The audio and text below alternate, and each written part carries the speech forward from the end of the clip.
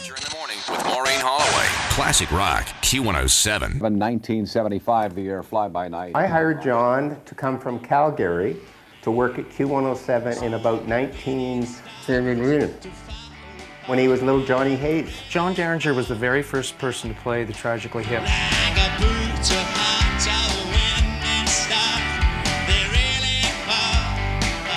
We were on our way to London, Ontario to play, I think, Call the Office to probably 5 people. It was awesome to hear it on the radio for the first time. John's a fan of music, of Canadian music, first and foremost.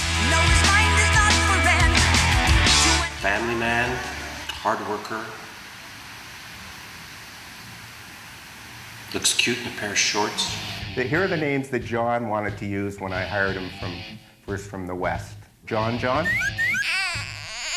Johnny Appleseed, Long John Sliver.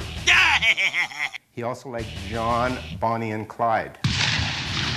Fortunately, we went with John Derringer. Talks a lot. Laps a lot. Did you mention the shorts? Can you imagine the first time these guys, Neil or Geddy and Alex, heard this guy play drums? John always knew what he wanted. He had great instincts. He made the right move at the right time. He understands the importance of connecting with his audience. Oh, well, thank you very much. Thank you for being with us for 10 years otherwise. And I only had to listen to a couple of editions of the 6 o'clock Rock Report with Derringer and Bob Makowitz to realize that I was in the company and in the presence of greatness. His legacy, both as a broadcaster and as a college of musical knowledge, is that he has grown up along with his listeners.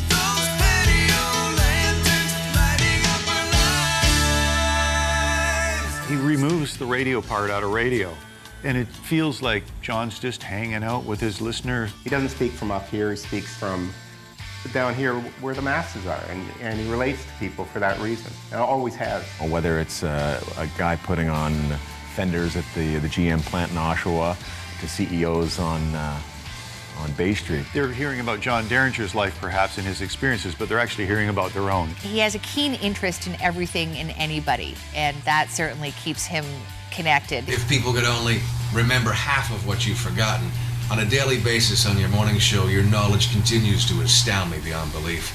Welcome to Derringer in the Morning. Classic Rock, Q107. Where have you been? I think John is funny, first and foremost.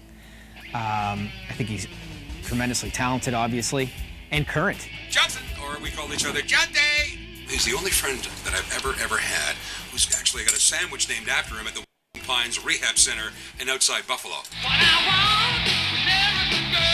John Derringer, the guy that would come backstage and say, "Oh, my little friend, Jack Daniels from Tennessee."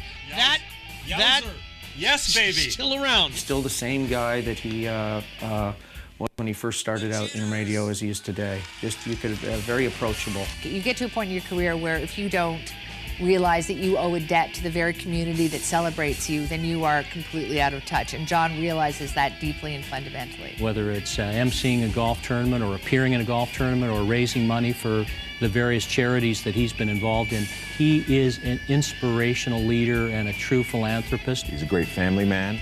He's a great friend to many, and an amazing broadcaster. Derringer in the Morning is on the air. So that's what we do. John is what you call a natural, born to rock the radio airwaves. And you've done that, my friend, in a Hall of Fame way. I want to see him when he's 80 and still doing this. Going in on the walker. Drool.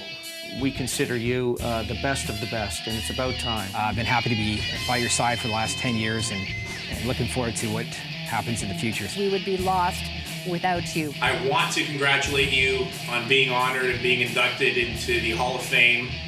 You deserve it. You're a good man. Congratulations. I love you. Always have.